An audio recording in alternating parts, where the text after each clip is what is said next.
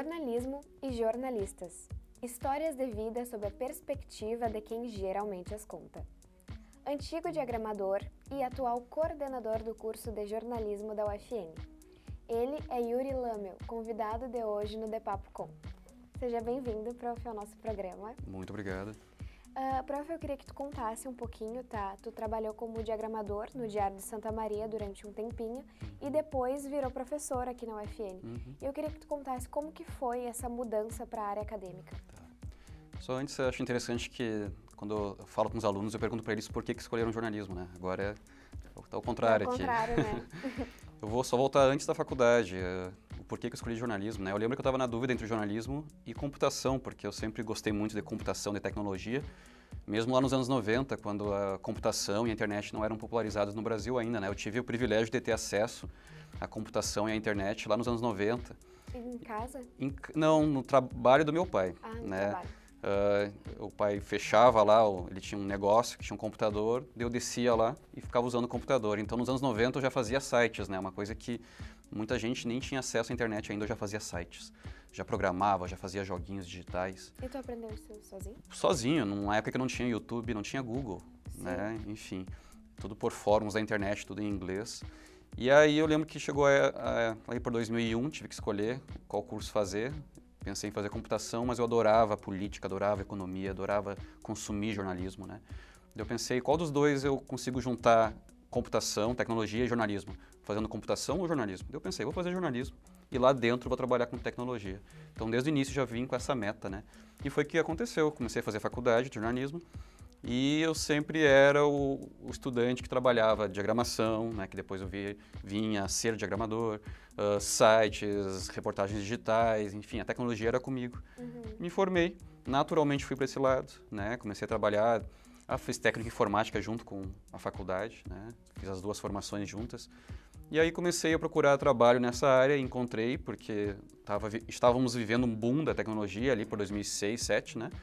E aí eu comecei a fazer sites para empresas e comecei também a trabalhar com assessoria de comunicação junto, né? Até que um dia veio veio uma informação de que o Diário de Santa Maria, na época era da RBS, né? Estava procurando um diagramador temporário, substituto. Fui lá, me apresentei, passei no processo, comecei a trabalhar lá por um tempo. Preenchi os 4 meses temporário. No outro ano, em 2007, me chamaram de novo, né? E aí, em 2008, quando o chefe da diagramação me ligou e falou assim, dessa vez a gente vai te efetivar. Mas naquele mesmo mês, foi uma coincidência enorme, naquele mesmo mês a coordenadora do jornalismo da UFN, a professora Rosana, entrou em contato comigo via MSN, me perguntando se eu não queria ensinar diagramação aqui na UFN. E eu aceitei, né? Eu pensei, já trabalhei como diagramador, tanto lá na RBS como também por fora, como freelancer, né? Já tive essa experiência, vamos ter outra experiência agora.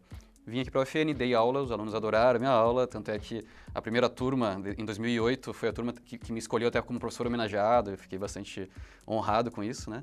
E eu gostei de dar aula, gostei da pesquisa, gostei de fazer esse processo que eu faço até hoje, já faz mais de 16 anos, que é estudar bastante, formatar um conteúdo ali significativo para os alunos e vir conversar com os alunos sobre aquele conteúdo. Eu gostei muito dessa... Nunca me imaginei como professor, e ali eu comecei a me apaixonar pela área da educação e desde então estou aí. Né? Agora é coordenador. E agora coordenador, né, desde o ano passado, do jornalismo, e um desafio enorme, e é isso. Indo para essa área, tá, da coordenação, né, de coordenar um curso, qual que tu acha que é o maior desafio de ser coordenador de um curso na UFN? São muitos desafios, são desafios diários, né? Porque a gente trabalha aqui com diversos públicos. O principal são os estudantes, mas não são só os estudantes, né? Tem os professores, tem os técnicos, tem a estrutura física, tem a própria instituição, né, onde a gente trabalha, tem as diretrizes do MEC, tem as demandas do campo jornalístico, né, que se atualiza a cada ano. São tantos desafios que eu não sei nem te indicar qual que é o principal. Eu acho que o principal, talvez, no momento, seja eu conseguir, junto com os professores, a gente conseguir manter toda essa estrutura complexa, fazer acompanhar as mudanças do jornalismo. São muitas mudanças, muito rápidas, né? São mudanças, às vezes, que são repentinas, né? Daqui a pouco, uma rede social muda o algoritmo, já mudam muitas estratégias que estavam consolidadas num plano de ensino, por exemplo, de uma disciplina, né? Daqui a pouco uma rede social muda radicalmente, a gente tem que mudar a forma de fazer a circulação da informação, por exemplo, né? Muda algum recurso no celular, muda uma forma de coletar dados, informações. Então, assim, a gente está vivendo uma era do jornalismo onde não existe uma constância, é muito líquido, né? E a gente convive ao mesmo tempo numa estrutura acadêmica que é naturalmente mais rígida, porque a ciência ela precisa ter uma solidez, né?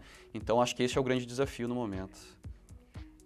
Tu também tem experiência na tua área de atuação, né, prof, com jornalismo de dados e experiência do usuário. Como que tu acha que essas ações são definidoras para o futuro do jornalismo? Boa.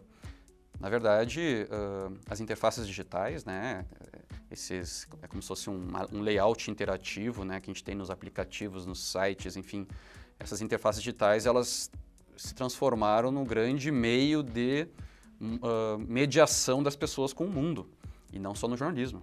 Qualquer tipo de serviço que envolva informação está sendo mediado ultimamente via interfaces, né?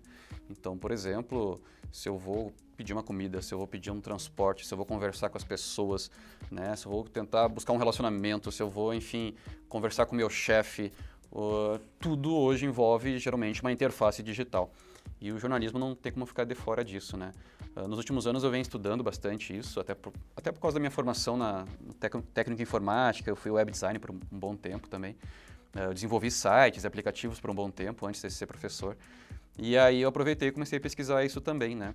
Não só a parte técnica de fazer a interface, mas também como isso impacta a vida das pessoas, como uma pequena mudança na interface pode mudar até o comportamento das pessoas, né? E aí a gente percebe nesses estudos, por exemplo, como esta cultura da interface, tem até um livro chamado Cultura da Interface, bem interessante, lá dos anos 90, que já previa que isso ia acontecer nos próximos anos, e como essa cultura da interface criou uma cultura nessa geração, não só na geração nova, nas antigas também, mas principalmente nessa nova geração Z, como ela é profundamente impactada por essa cultura, né? E eu tento estudar, e não apenas estudar, como debater com os alunos sobre isso, né? E quando eu debato com eles sobre isso em aula, eles percebem nesses debates como, de fato, alguns comportamentos deles, de fato, existem por causa dessa cultura, né? Às vezes, um aluno que nasceu nos anos 2000, ele não percebe porque ele tem um certo comportamento ou uma certa reação, digamos assim, por causa dessa cultura. Por exemplo, né, como essa geração ela é um pouco mais ansiosa que as gerações anteriores, como ela sofre de certas questões psicológicas por causa dessa cultura, né?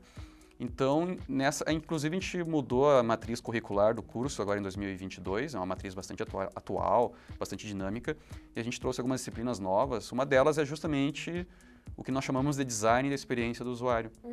É um termo, parece esquisito, né? Mas é um termo que caracteriza aí essa prática profissional de trabalhar as interfaces digitais e como a pessoa, o usuário, tem uma experiência com essa interface, né? E essa disciplina não é uma disciplina técnica, puramente técnica. Aí nós estamos num curso de jornalismo, a gente tem que ser crítico, a gente tem que debater questões mais profundas, né? E aí a gente traz alguns debates nessa disciplina sobre, por exemplo, como os designers de experiência do usuário, às vezes, apresentam até práticas profissionais duvidosas, inclusive, até antiéticas. Por exemplo, práticas onde eles projetam interfaces que prendem a atenção da pessoa a qualquer custo, né? Prendem a atenção da pessoa não por meio de um conteúdo significativo, mas por meio de conteúdos que, além de não agregarem, ainda trazem desinformação, por exemplo, né? Então, são debates interessantes que têm a ver, inclusive, com questões sociológicas, né? Então, é isso. E, por sorte, eu trabalho com isso, né? E daí eu consegui trazer aí para essa disciplina esse debate, né? E o que eu gostaria de te perguntar, inclusive isso tem a ver com a tua atuação em sala de aula, né? Tu comenta bastante também e é perceptível por nós alunos quando a gente pesquisa o pouco número de diagramadores que existe no mercado. Sim. Por que tu acha que isso acontece, prof? Em primeiro lugar, o que é diagramação? A diagramação a gente saiu agora do design da experiência do usuário, a gente saiu do digital, vamos voltar para o impresso. Diagramador é aquele profissional que monta, né, o jornal ou a revista ou qualquer publicação editorial impressa. Ele faz a matéria, ele faz a capa, ele bota o título, foto, texto, né? Parece algo essencialmente técnico, mas não é somente técnico. Nós usamos ali critérios jornalísticos, né? Usamos critérios lá do design gráfico, usamos critérios da psicologia, quando se estuda, por exemplo, a Gestalt. Enfim, é uma atividade profissional que junta várias competências de várias áreas profissionais aí, e acadêmicas e científicas. Então, não é uma atividade fácil. E, além de tudo isso, ainda a gente tem que ser uma pessoa bastante criteriosa na questão estética ainda por cima, né? Tem que ter bastante conhecimento, enfim, teorias do design, teoria das cores, das formas, entre outras coisas. Então, é uma atividade complexa. A própria Yasmin, que está apresentando, está fazendo diagramação agora e deve saber como é, né? Né? Quando a gente faz uma atividade de diagramação com os alunos, às vezes o aluno demora 2 horas para fazer uma atividade que o diagramador tem que fazer em 10, 15 minutos, né? Então, é uma atividade difícil em primeiro lugar, não é fácil. Não é aquela coisa assim, o chefe lá, o dono, fala, meu sobrinho faz, porque trabalha com computador. Não, o sobrinho não vai conseguir fazer. Em segundo lugar, também temos uma crise, não digo uma crise, mas é uma diminuição natural da produção jornalística no meio impresso. O meio impresso está diminuindo naturalmente nos últimos anos devido ao crescimento do digital, né? Então, está diminuindo o espaço profissional para o diagramador, porque está aumentando lá no digital. E aí, menos vagas e ainda por cima poucas pessoas com competência para isso, acaba virando uma função profissional muito competitiva, né? Muito difícil de se ocupar nessa atividade nas empresas. Então, eu acho que é uma série de fatores aí que façam com que a diagramação seja uma atividade difícil de fazer e difícil também de se colocar, às vezes, em bons empregos, né? Mas, ao mesmo tempo, como é uma atividade difícil, se a pessoa gosta de diagramar e gosta de design gráfico, acho que ela já tem uma grande vantagem no mercado de trabalho, né? Então, por isso que eu digo para os alunos, se o aluno gostar de diagramação e gosta de design gráfico e gosta da questão estética, né?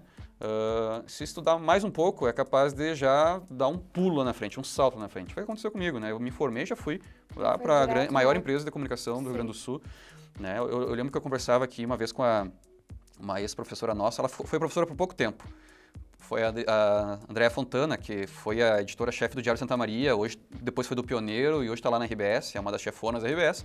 Ela me falava que ela entrou lá via diagramação, né? Por quê? Porque diagramador, ninguém quer ser diagramador, porque é difícil.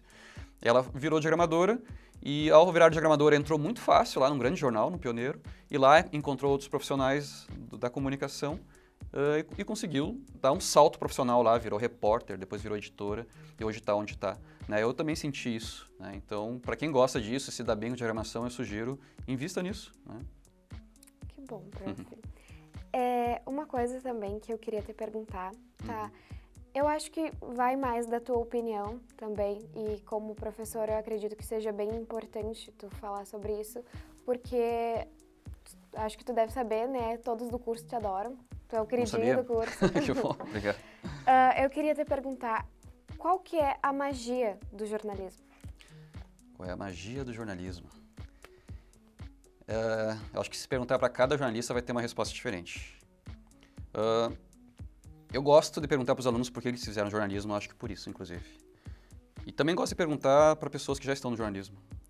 Eu gosto de escutar as respostas. E eu gosto de perceber como são respostas diferentes, porque eu acho que o jornalismo é um tipo de profissão que é uma profissão que se mistura com alguns valores pessoais das pessoas, né? Eu posso falar por mim, né?